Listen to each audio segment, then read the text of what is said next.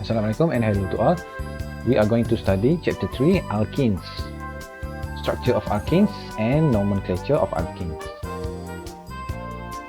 So at the end of this lesson, you should be able to describe alkenes as unsaturated hydrocarbon with general formula CnH2n for aliphatic alkanes, and nomenclature for chapter 3.2. You should be able to draw the structure and name the compound according to IUPAC for straight chain, branch alkenes and cyclic alkenes. For alkenes, you don't have to name the dienes, but you are going to know about cis and trans isomer.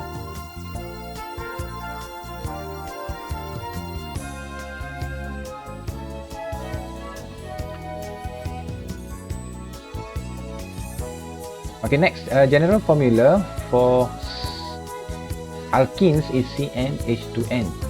N must be larger than 2 because for alkene you need to have double bond. So double bond, it must be between carbon and carbon. And this is unsaturated hydrocarbon. Carbon-carbon and double bond, actually one bond of this is made up from one sigma bond and another one is from pi bond. If shown in a structure, it will be like this. So this is the sigma bond. So at the center here, this is the sigma bond and this is pi bond. Even though it is shown by 2 pi labeling here, actually it is 1. Okay, 2 pi bond that is shown there refers to only one bonding. Okay, one pi bonding, because actually pi bonding is formed from a side to side overlapping of orbital. So when we draw, so this is the general structure for alkenes: carbon, carbon, double bond. And also due to the presence of the double bond, you will see restricted rotation. Okay, means that this one is not easily rotate. A and B here cannot be easily rotate, and because of that, you have cis-trans isomerism. Cis-trans isomerism.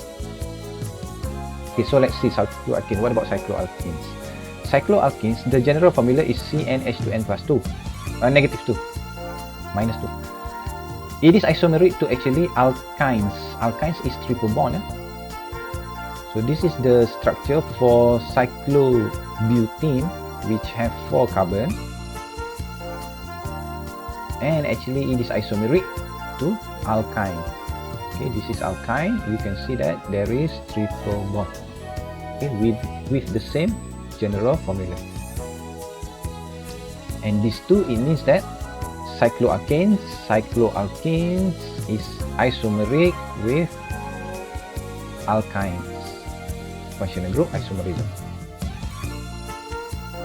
There are some older names for alkenes are still in use. For example, IUPAC, it is ethene, but sometimes also called ethylene. IUPAC, propene, but sometimes also called propylene. 2-methyl-2-propene IUPAC. Old name is isobutylene. And IUPAC 2-methyl-but-1,3-diene. This one are called isoprene. Okay, so how to name the alkene using IUPAC nomenclature? So the first thing, you need to determine the parent name by selecting the longest chain with double bond. When the chain contains more than 3 carbon atom, numbering is needed to determine the location of the double bond. The chain is numbered starting from the end that is closest to the double bond. If the double bond is closest on the right, you should start numbering from the right. If it is closer to the left, you should start numbering from the left. After that, you indicate the position of the substituent by following the numbering that you have stated earlier in step 3. Okay, so let's see. So let's try to name this structure. Okay, so let's see the structure. Okay, so you can see that this is the longest chain. Okay, this is the longest chain, and the double bond is at this part. So we should label or number the carbon according to the closest end where the double bond exists. So it means at this part. So on the right, on the left, 1, 2, 3, 4, 5, 6, and this is 6 carbon atoms. So 6 carbon atom, the name will be hexene. Okay, hexene. And you need to label the position of the double bond. The double bond is bonded between carbon 2 and carbon 3. You don't have to put the number 3, you just put the number 2. So it means that we have 2 hexene. Okay, 2 hexene. And then you need to determine the position of substituent. This is chloro at carbon number 4. So this is chloro, and this is methyl attached at carbon number 5. So 5 methyl. So 5 methyl. According to alphabet, this one is first, and then this one. So the name for this compound is 4-chloro 5-methyl hexene. Okay, so let's see the answer. Okay, so the same, 4-chloro 5-methyl 2-hexene. 4-chloro 5-methyl 2-hexene. So that is the proper answer, correct. Okay, what about this one? The longest chain, where is the longest chain? Okay, this is the longest chain. Okay, this is the longest chain. Okay, this is the longest chain. But what about the double bond? Is it closer to the right, or closer to the left, or closer to the right? So 1, 2, 3. Okay, the double bond we can see at carbon number 3. If we start from here, 1, 2, 3. Okay, so now you have the same position of the double bond whether you count from the left or from the right. So what's next? You need to determine the substituent, the first point of difference. So if you count from the right, the first substituent that you see is at carbon number 1. If you count from the left, the first substituent that you see is at carbon number 2. So this is what we call the first point of difference. So 1 bromo or 2 methyl. So we choose the lower number of first point of difference. So this one. So we are going to choose the numbering 1, 2, 3, 4, 5, 6. Okay, so I will erase everything else. So this one we are not going to use the numbering anymore. So we are not going to use that numbering anymore. So this is still hexene. Okay, hexene. Where is the position of the double bond? 1, 2, 3. So at carbon number 3. So 3 hexene. 1 bromo. Okay, so this is 1 bromo. So this one now, methyl, has become 5 methyl. According to alphabet, we should write down bromo first. So the name for this compound will be 1 bromo 5 methyl 3 hexene. Okay, so let's see the answer. Okay, the same, 1 bromo 5 methyl 3 hexene. Okay, so that is how you are going to name the alkene for aliphatic. This is aliphatic. Okay, next, what about stereoisomeric alkenes, cis-tran, the cis-tran isomer. So what is cis-tran isomer? When alkene is drawn, you see the compound is on the same side, we label it cis.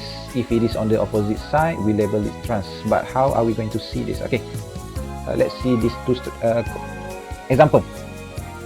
We have chlorine here, chloro. So chloro here, you can see that it is on the same side. Okay, if you divide this by 2, it means that this is on the same side. This is on the same side. You need to divide by 2 across the double bond. Okay, so you can see that this one is on the same side. So when it is on the same side, this is actually cis. Okay, same side is cis. And again, this one you cut a line across the double bond. Do not cut it like this. That is a cross. We do not cross. We cut along the double bond. Okay, so you can see that chloro here, chlorine here is on opposite side. Okay, one is on the top, one is at the bottom. So this one is trans. Opposite side is trans. Opposite side is trans. So let's see example for this one. So we can see that this is two carbon atom, ethyl. Okay, this is also ethyl on the opposite side. Okay, you put a line here, and they are also on the opposite side. Okay, opposite side. So based on this, the naming is still the same. You need to find the longest chain. So for the longest chain, the alkyl that have the longest chain is this one. Okay, this is the alkyl that have the longest chain. So again, are you going to label the carbon from here 1, 2, 3, or is it from here 1, 2, 3? So as you can see, it is the same thing. It is the same thing whether you count from the right, from the left, or from the right. And bromine, you also find it at carbon number 3, and this one also you find it at carbon number 3. Okay, the same thing. So actually, whether you count from the left or from the right, it does not make any differences because this is a symmetry structure. Okay, so let's just choose one numbering. We choose like this. Okay, 1, 2, 3, 4, 5, 6. So this one is hexene. Because 6 carbon atom, it is hexene. And the double bond is at carbon 3 and 4. When it is 3 and 4, we choose the lower number. So this one is 3 hexene. And bromo at carbon number 3 and at carbon number 4. So this one, if you group them together, it will be 3, 4, right? 3, 4 dibromo. Do not forget the word dibromo. So this is 3, 4 dibromo. Okay, is this correct? Almost. But you need to remember, this is actually opposite group, opposite side, right? Earlier we are talking about cis and trans. So this is actually trans 3, 4 dibromo 3 hexene. So that is the proper naming for that one. So trans 3, 4 dibromo 3 hexene. So that is the name for the structure. Okay, one more. What about this one? Longest chain. Longest chain is like this. So carbon number 1, carbon number 2, carbon number 3, carbon number 4. This is identical whether you count from the left or from the right. It is identical. And bromine at carbon number 2, bromine at carbon number 3 for the next one. So this will be, for carbon atom is butane. Butane, the double bond at carbon number 2 to butane. So this one will be 2, 3 dibromo 2 butane. Okay, is this finished? Not yet, because again we are talking about cis triisomer. So this is on the same group. So Br and Br is on the same group. So this one is actually cis. And this one, same thing, same compound but different arrangement of atom in space. So this is actually trans 2, 3 dibromo 2 butane. Okay, so that is cis and this one is trans. Okay, why is it trans? Because this one is opposite. Why is this one is cis? Because this one on the same group when we cut along the double bond. Okay, the same thing, this one we cut along the double bond, this one is opposite, so it is trans. In terms of physical properties, cis isomer, this one cis, cis, it have higher boiling point. Reason, it is polar molecule and trans is non-polar. So you can see that if I draw in terms of the structure, maybe it will be like this. You can see that these have bigger electron cloud compared to at the bottom here. So this one is partially negative and at the bottom here is partially positive. So cis is a polar molecule and trans is non-polar. So cis should have stronger van der Waals forces between the molecule, so higher boiling point. Higher boiling point because you need to have higher energy to break the strong intermolecular forces that exist between the cis molecule. Okay, one more example. This one, you can see there is no other substituent, only carbon and hydrogen. Is this possible for you to have cis strong isomer? Yes, still it is possible. So again, you can see that this one is on the opposite side. So this one will be trans. What compound is this? 1, 2, 3, 4. And at carbon number 2 is the double bond. So this is 2-butene actually. And this opposite side, so trans. Okay, this one cut along the double bond. So this one on the same side. So this one is cis 2-butene. I hope you pronounce cis correctly. This one is not cis. It is cis. The cis is different thing. So trans 2-butene and cis 2-butene.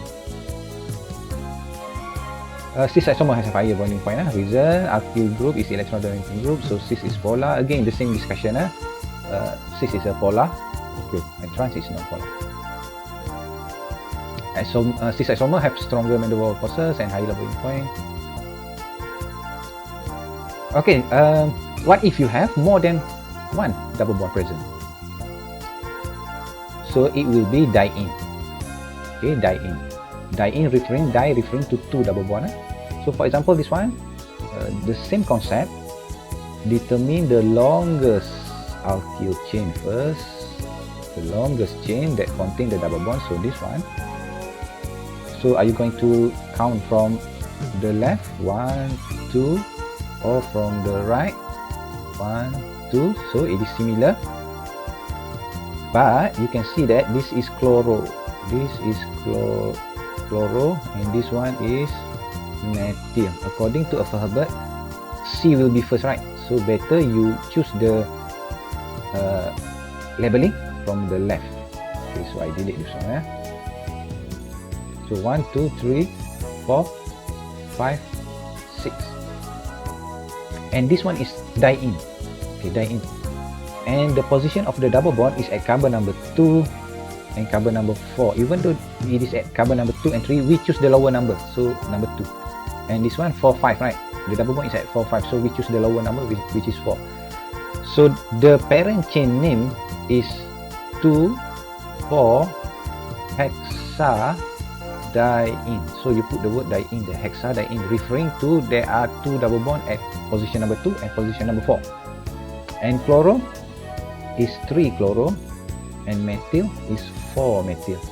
So the full name for this thing is 3 chloro 4 methyl dash 2, 4 dash hexadiene. Okay, so is it right? 3 chloro dash 4 methyl dash 2, 4 hexadiene. Okay, so this is how you are going to name if it exists more than double bond present. So this is step 5 actually. So still remember, you need to still remember the chapter step 1. Determine the longest chain with the double bond. Okay, follow the step carefully and you should be able to nomenclate alkene. Okay, what about cycloalkane? Okay, for cycloalkane, for example, this structure, you should number the carbon atom with the double bond. Okay, this is the carbon atom with the double bond with number 1 and 2. And in direction that give substituent that you see first with a smaller number. Okay, for example, you can count 1, 2, right? Or 1, 2. Okay, you can go like this or you can go like this. Okay, counterclockwise or clockwise. So which one you want to choose? So it depends. The substituent should have lowest number. So if you choose this one, 1, 2, 3, you have 2 substituent here. And if you choose this numbering 1, 2, 3, you still see substituent at carbon number 3. But this is only one substituent, whereby at the counterclockwise position you have 2 substituent. Okay, so you need to choose the lowest number of locant. So we are going to choose the counterclockwise. So we choose this one. So let me just erase this one. Okay, so this one is no longer true. So 4, 5. For the cycloalkene, you don't have to label the position of the double bond because it is always at carbon number 1. Okay, so this one is parent name is cyclopentene. Cyclopentene. Okay, cyclopentene because 5 carbon atom. 1, 2, 3, 4, 5. 5 carbon atom. Substituent that you have is methyl, 3 methyl, 3 bromo, and 5 methyl. So this is same group. This is same group methyl. So according to alphabet, you need to write down 3 bromo first. So 3 bromo dash 3 5. Do not forget dimethyl cyclopentene. So that is the name for this compound, cycloalkenes. For cycloalkenes, you don't have to determine the diene, just for single double bond. Okay, so let's see. Okay, so it is correct. 3 bromo, 3 5 dimethyl cyclopentene. So make sure everything must be correct. If you miss out the dash here, you are wrong. If you miss out the comma here, you are wrong. If you put a space between here, you are wrong. So make sure everything that you write down is almost exactly what it is written like this. Okay, it should be written like this. Okay, so that's it about chapter 2.1 and 3.1 and 3.2 nomenclature. So good luck.